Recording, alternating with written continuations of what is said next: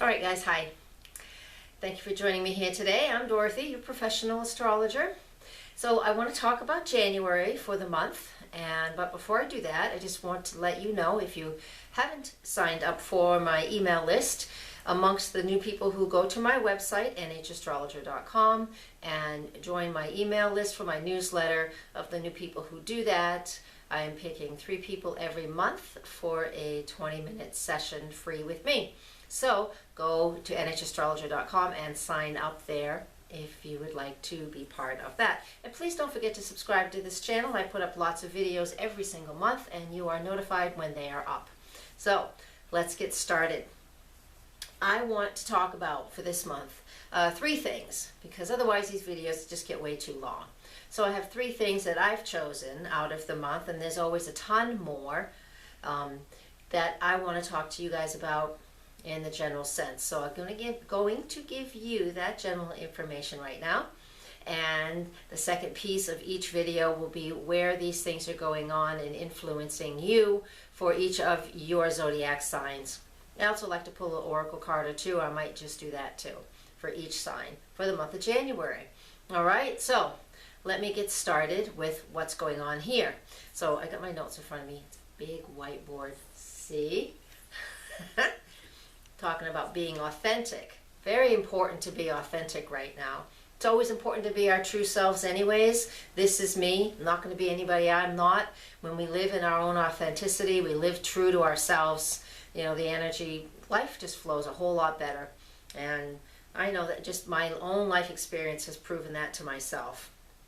So one of the first things I'm going to talk about, I'll tell you really quick. Mercury Retrograde, I'm going to talk about that. I'm going to talk about Jupiter retrograde and as it makes its conjunction to the North Node, the lunar node, on the day it goes retrograde. And then if I'm not running too long, I'm going to talk about Venus in Sag. Okay, so Mercury's retrograde January 7th all the way through January 26th. Now it starts its retrograde motion in the sign of Aquarius. It will only be at 0 degrees of Aquarius, but it will be at that degree for a whole week.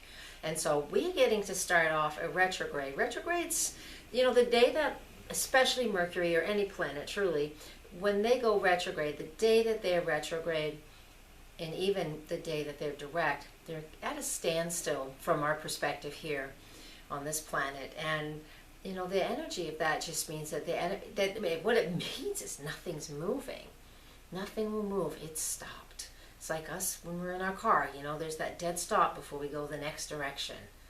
So Mercury tends to be very free-flowing, great for gathering information. It's very lighthearted, very easy, kind of like the butterfly, because we're describing, you know, Mercury in its natural rulership of Gemini.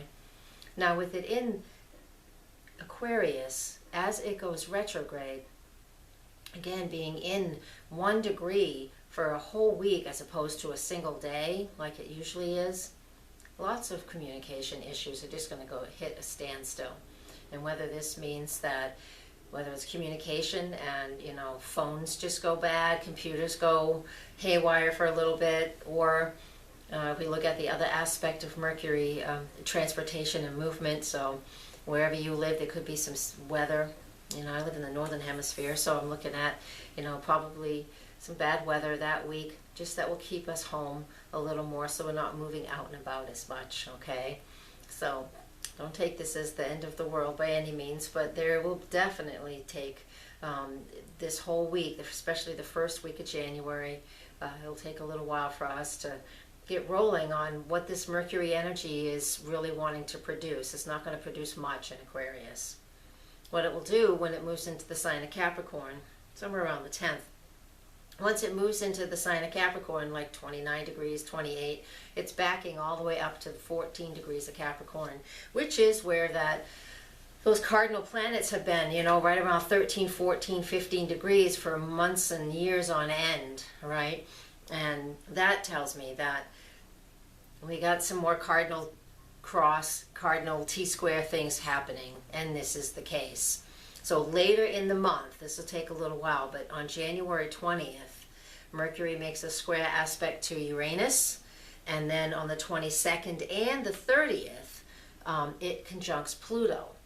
Now, it conjuncts Pluto as a retrograde planet on the 22nd and as a direct planet on the 30th. So what do these two things mean? And I'm going to get to where it is for each of the signs in just a second, so hang on. With Mercury making a square aspect to Uranus, this is communication, especially as a retrograde planet. You know, there's just going to be, we're going to be getting weird emails, we're going to be getting weird messages, we're going to be getting stuff that is just through the roof very different. Now, Aquarius and Uranus rules Aquarius. Since Mercury started its retrograde in that sign, and the planet that is the ruler of gets an aspect from Mercury, you know, we're going to, you know, we feel like we need to move and we need to do something. This could be a pretty tricky retrograde this time around. If you have electronics, this is one of the times, because Aquarius rules those things. I would recommend before we go retrograde, so you're going to hear this ahead of time because I have it up in December. For those of you lucky enough to see it ahead of time, definitely back up your electronics and keep an eye on them. You know, fix things, renew things, do what you need to do to keep things in alignment and up to date. And that's really important. And that's that Mercury square Uranus, all right, January 20th. And we're going to feel that a few days on either side of that date, okay? And that's the day that the sun enters Aquarius as well. So I'm telling you, it's going to be an interesting day on January 20th. There's just going to be a lot of rocking and rolling going on. And I'll be there to see it too. We'll let each of us know how that happens. Fill me in when you get a chance, if you like. Then on the 22nd and on the 30th, when Mercury does make this conjunction to Pluto, you know, whatever we were doing that went through a major shakeup or just, you know, amazing news. I mean, this can even be amazing news. Don't take shakeups as something that's negative all the time, you know, with that Uranus energy. On the 22nd, when it does conjunct Pluto, there could be a very deep transformation. It's like, okay, so I have this new information. What do I do with it now? All right, what do I do with it now? And this is how we look at it. And on the 22nd, all the way through the 30th, Mercury will just be in conjunction with Pluto that whole time, within a few degrees either side. And so we are changing and transforming how we see things and how we feel about something and how we're presenting that out in our immediate environment. Because Mercury is in charge of the immediate environment as well as the communication piece that everybody speaks about. So if you don't know enough about Mercury, go search it out and you'll get lots of good information about that. So next step is what is going on in what house. So, and the houses will be representative of your zodiac sign. So that is next. Okay, Sag, here we go. This is for you. Now I want to let you know as well that that retrograde of Mercury, it actually starts on January 5th. So there we go. I didn't tell you that before, and I'll tell you now. So all of this energy of the Capricorn retrograde of Mercury and all of those things, like I was saying, all of it is initiated from your solar second house. So that's just a lot going on with what you value. So you can value communication at this point and value, you know, how people are receiving what you're saying. Are they listening? There you go. That's where all of this is coming from. It's coming from that value place in your life, you know, what is important to you. And with Mercury retrograde in there, it is certainly very important that people hear us and that we're able to say what we need to say. Now, moving on to Jupiter. Jupiter will be retrograde on January, what's the date? The 7th. And on that day as well, it is conjunct the North Node. And the North Node is... to me, it's a not necessarily mystical point, but I kind of feel like I want to say that because, you know, Jupiter is in Virgo. Jupiter is very mystical to begin with. It is trusting our intuition, and it is expanding our awareness, and it's where we're curious about life and curious about learning other things besides what's the standard, you know, process. All of this is going on in your solar 10th house, so that's the career sector for you, and that's a very Capricornian place, which is kind of interesting because of all the other Capricorn energy that's being highlighted. So with all of this Virgo energy going on in the career sector, you know, we're going to be feeling very inspired. We're going to be, you know, seeing that bigger picture. We're going to be, you know, destiny is kind of making a call on us right now. And if you have Jupiter transiting through your 10th house, you know, your career and all your work and what you're known for is getting bigger and bigger and bigger. But now that Jupiter's retrograde for the next 5 months, what it will be doing is it won't be contracting a whole lot, but it'll be contracting a little bit. The expansion and the growth that you may have had already will start to slow down, which is fine, because we just can't keep getting bigger and bigger and bigger. We blow up if we keep doing that. So the point is like it's a natural correction for these retrogrades, and the natural correction is just growth slows down. Now with Jupiter and Jupiter and the North Node in your career sector, to me, this tells me that you need to step into a spiritual way of approaching your work. And whatever that means to you, we can hammer it out if you need to understand that more in a personal session. But, you know, some people are going to look at that and not understand what that means. And so just let it sink in and don't overanalyze it, okay? It's very important not to overanalyze it. But what is very important as well, an added piece, and I'll finish with this, is that we're very present. If you're at work and you're thinking about a million other things and you're not focusing on your job, then that's going to be a problem. All right? So be present. Be present wherever you are, but particularly for you guys, for you Sag, with this Jupiter energy and all of that stuff going on in that career sector, take the time and focus in on what you're doing when you're doing it. And after that, you know, when you get out, go play, have fun. Yes, you can. I know how you Sag are. I like Sag. All right, moving on.